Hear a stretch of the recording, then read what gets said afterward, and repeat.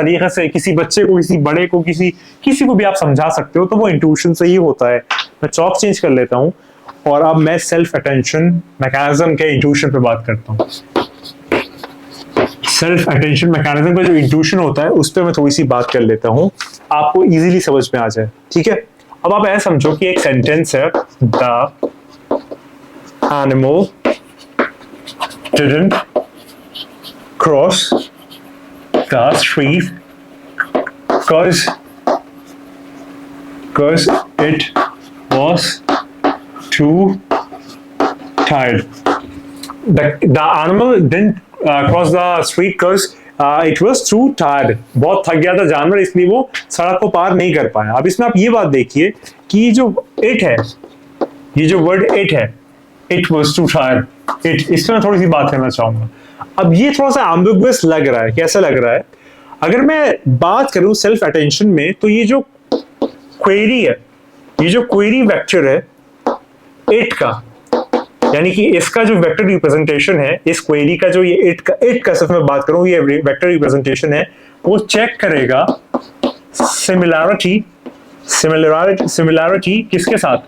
जितने भी और पॉसिबल अदर की वेक्टर्स हैं उसके साथ, जितने भी और पॉसिबल की वेक्टर्स हो सकते हैं उसको ये इट जो है वो चेक करेगा। पहली बात ये हो गई, जितना हम अभी तक हमने पूरा सेल्फ अटेंशन देखा उसमें यही तो बात हुई है कि वो सबको चेक करेगा, सबको देखेगा। तो यहाँ पर animal didn't cross the street because it was to tired, तो यहाँ पर ये जो आपका वेक्टर रिप्रेजेंटेशन है इट का, वो चेक करेगा सबको, यानी कि सारे के सारे जितने भी हैं वो आपके जितने भी वर्ड्स की वेक्टर्स है वो उसको चेक करेगा, और उसके बाद वो फाइंड करेगा हाई सिमिलैरिटी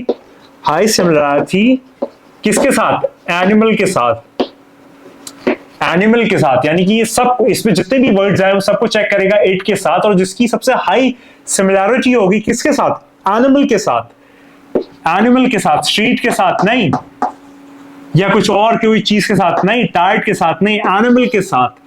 अब ये इट जो है, इसका मतलब ये है कि जो इट की बात हो रही है वो जानवर की बात हो रही है, एनिमल की बात हो रही है, तो जो सबसे हाईएस्ट सिमिलैरिटी है वो इट की एनिमल के साथ आ रही है। तो अब वो ये समझेगा कि अटेंशन वेट जो है वो किस पे होना चाहिए? एनिमल पे सबसे स्ट्रांग है, एनिमल पे सबसे स्ट्रांग है, और जिसकी वजह से जो इट है इसका मतलब एनिमल है, इसका मतलब एनिमल है। आप समझ पा रहे? मैं फिर से बात दोहरा देता हूं, ये एक सेंटेंस था, the animal didn't cross the street because it was to tired. ये एक सेंटेंस था जिसमें इट जो है वो एम्बिगुअस वर्ड है, समझ में नहीं आ रहा है किसके लिए बात हो रही है।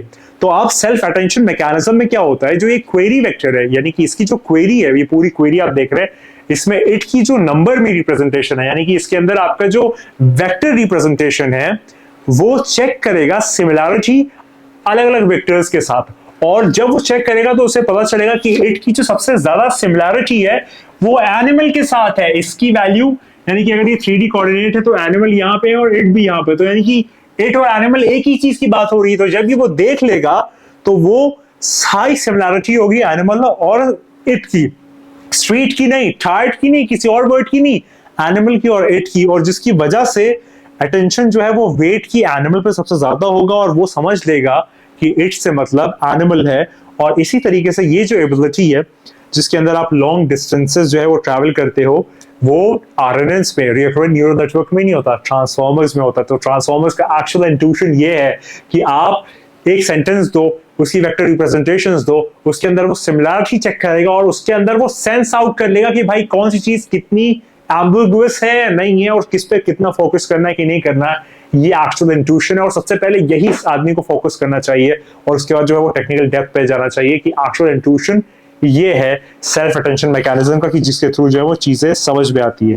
ठीक है, अगर मैं अब आगे बात करूं और थोड़े से स्केलिंग लॉस के ऊपर मैं बात करना चाहूंगा कि आखिर इसकी लॉस क्या है, कि अगर आपको लार्ज लैंग्वेज मॉडल को और अच्छा करना है या फिर और आगे उसको परफेक्शन की तरफ ले जाना है, तो किन किन चीजों पे फोकस करना जरूरी है कि जिसके थ्रू आपको उसका मैक्सिमम आउटपुट या प्रोडक्टिविटी निकल के आएगी। ठीक है, तो इसके अंदर जो बात है वो है स्केलिंग लॉस पे मैं बात करता हूँ।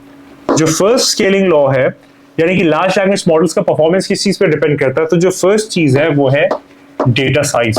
डेटा साइज पे लार्ज लैंग्वेज मॉडल का परफॉर्मेंस बहुत डिपेंड करता है। जो सेकंड है वो है पैरामीटर काउंट, आपके कितने पैरामीटर आप पास कर रहे हो उस पर बहुत डिपेंड करता है। जो थर्ड है वो है आपका कंप्यूटेशन पावर, आपकी कंप्यूटेशन पावर कितनी अच्छी है, जीपीयू यूज कर रहे हो, सीपीयू यूज कर रहे हो, क्लाउड यूज कर रहे हो, क्या यूज कर रहे हो, आपकी कंप्यूटेशन पावर कितनी अच्छी है।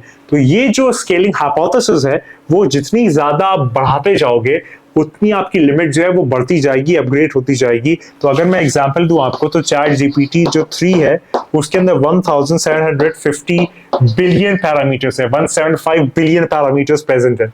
जो आपका जीपीटी 4 है उसके अंदर आपका कितने प्रेजेंट है आप बताओ, ट्रिलियंस। ये क्वेश्चन आप पे छोड़ रहा हूँ, चैट जीपीटी 4 में कितने पैरामीटर्स प्रेजेंट है ढूंढ के बताओ कमेंट में। ट्रिलियंस है, बिलियंस है, क्वाड्रिलियंस है, कितने, सोच के सर्च करके बताना, ठीक है। ये कुछ मैंने आपको स्केलिंग लॉस बताई कि इस पे अगर आप फोकस करोगे लार्ज लैंग्वेज मॉडल्स में डील करते टाइम तो आप अपने लार्ज लैंग्वेज मॉडल के परफॉर्मेंस को बहुत ऑप्टिमाइज करके एक्सपोनेंशियली बढ़ा सकते हो अगर आप डेटा साइज और उसका पैरामीटर काउंट और कंप्यूटेशन पावर पे फोकस कर लो। अब मैं आता हूं ट्रेनिंग प्रोसेस पे कि ट्रेनिंग कैसे होती है लार्ज लैंग्वेज मॉडल्स में, क्या क्या चीजें होती हैं, कैसे